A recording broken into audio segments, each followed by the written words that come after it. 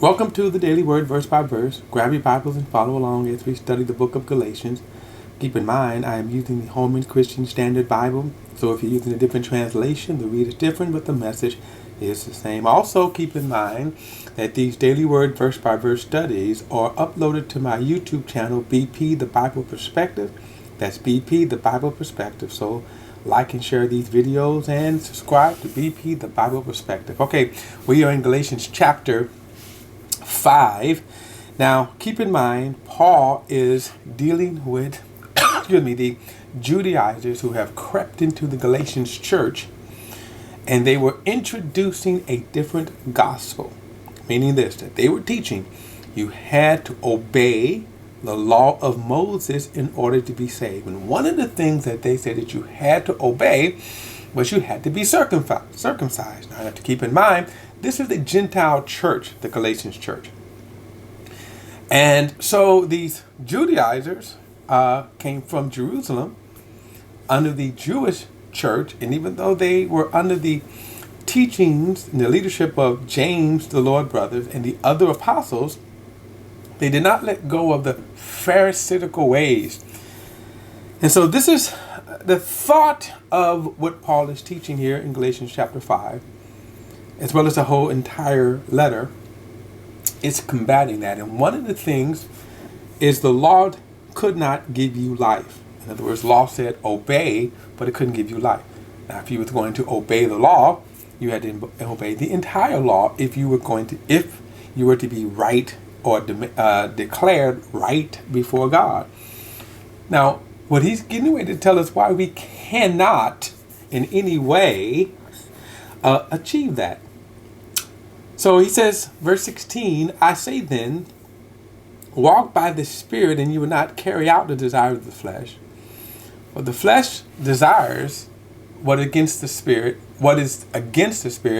and the Spirit desires what is against the flesh. And these are opposed to each other, so that you don't do what you want. But if you are led by the Spirit, you are not under the law. Now we'll get to this being led by the Spirit, and what does he mean by walk by the Spirit in a moment. Remember the thought here when he says walk in the Spirit. It's important to understand the context in which Paul is using this, thus how to define this, which is going to be interesting in and of itself, because the implication is that if you're trying to live in your flesh, if you're trying to do things in your flesh, you are not being led by the Spirit of God. But he says that the liberty that Jesus has liberated us from the flesh, from the law, into the law of the Spirit.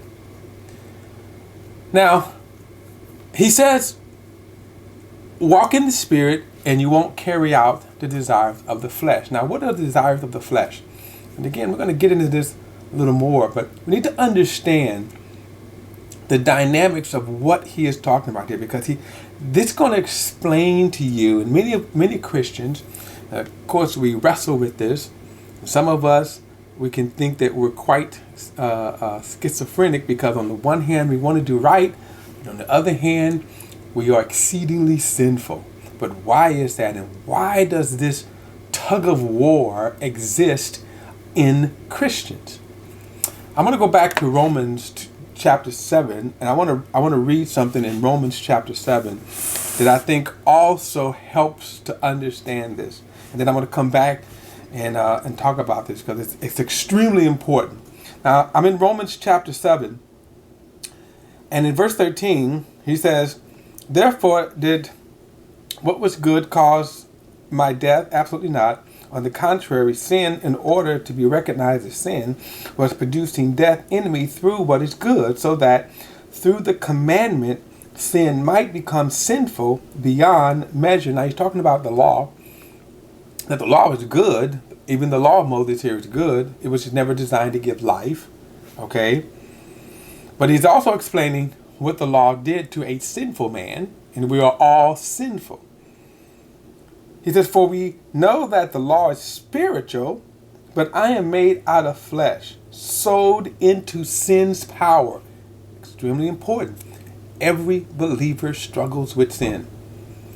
So if they are denying that they struggle with sin, they are now committing the sin of lying because they're lying. Okay? And at the very best, they're just delusional. And there are many Christians that are, because many Christians kind of give off this air as if they don't sin. They don't have temptations. They don't have no kind of fleshly struggle. They're lying or delusional.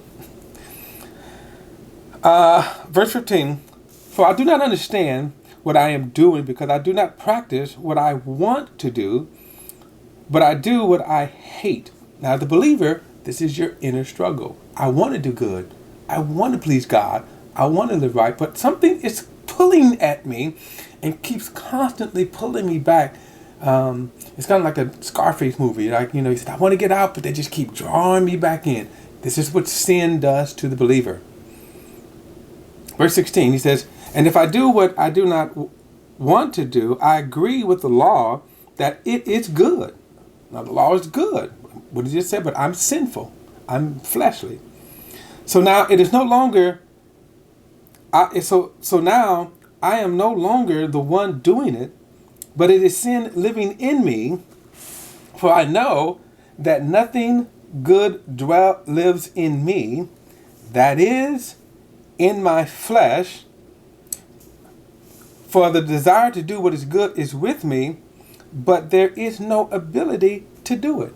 I'm going to come back to this flesh thing in a moment. Okay? But notice he just identified something. I want to do good, but in me, in my flesh, nothing good dwells there. I'm going to explain that in a moment because that's important to understand. It's important to understand this. Then you can understand where your faith certainly is, in terms of the faith of the mercy of God, and why I don't have to be condemned. But let's go down. Let's explain.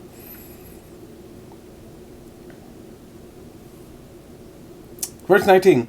For I do not do the good that I want to do, but I practice the evil that I do not want to do. Now, if I do not do what I want, I am no longer the one doing it, but it is the sin that lives in me. Now, where is the sin living in me? In my flesh. So I discovered this practice that when I want to do good, evil is with me.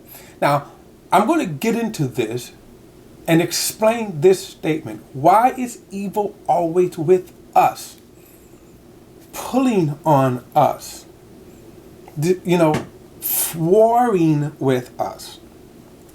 For in my inner self, I joyfully agree with God's law, but I see a different law in the parts of my body, waging war against the law of my mind and taking me prisoner to the law of sin in the parts of my body.